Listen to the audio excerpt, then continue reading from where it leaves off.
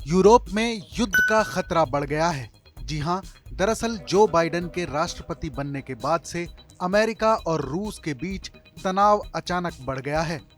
दुनिया के इन दो महाशक्तिशाली देशों के बीच अब जो आग सुलग रही है, उसमें पूरे यूरोप के जलने का खतरा पैदा हो गया है। ये दोनों शक्तिशाली देश पहले से ही बाल्टिक सागर में वर्चस्व को लेकर एक दूसरे को मरने मारने पर उतारू हो रहे हैं।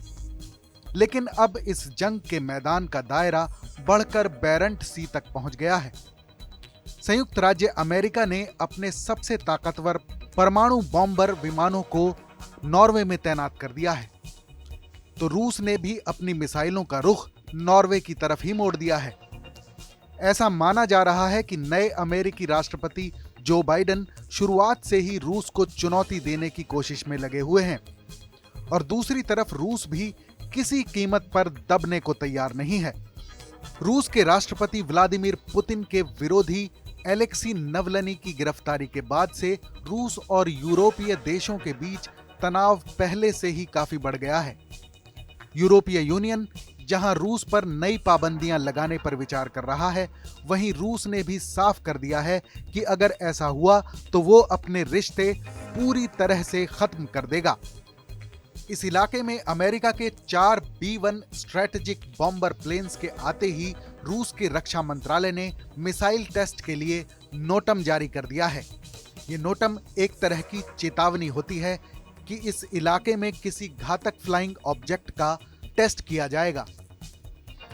नोटम जारी करके उस इलाके में किसी भी उड़ान पर पाबंदी लगा दी जाती है, और फिर भी अगर कोई मिलिट्री एयरक्राफ्ट इस इलाके में उड़ता है तो उसे सावधान किया जाता है।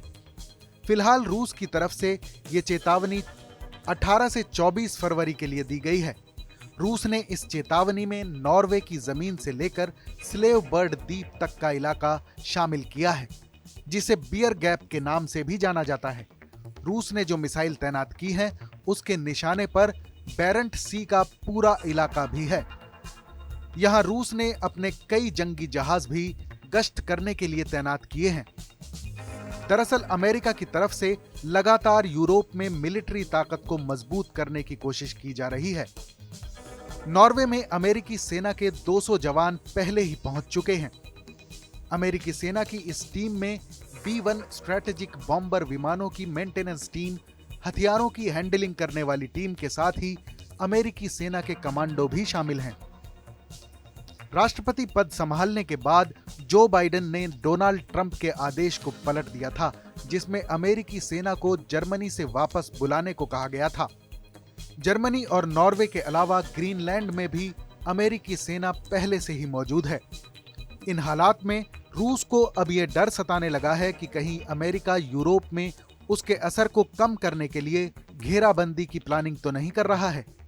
डोनाल्ड ट्रंप के समय में भी अमेरिकी सेना ने बाल्टिक सागर में अपनी पकड़ मजबूत करने की खूब कोशिश की थी, लेकिन रूस चौकन्ना हो गया और अमेरिका की कोशिश कामयाब नहीं हो सकी। इस खबर पर अपनी राय जरूर बताएं। देश और दुनिया की तमाम बड़ी खबरों के लिए देखते रहें TV9 भारतवर्ष।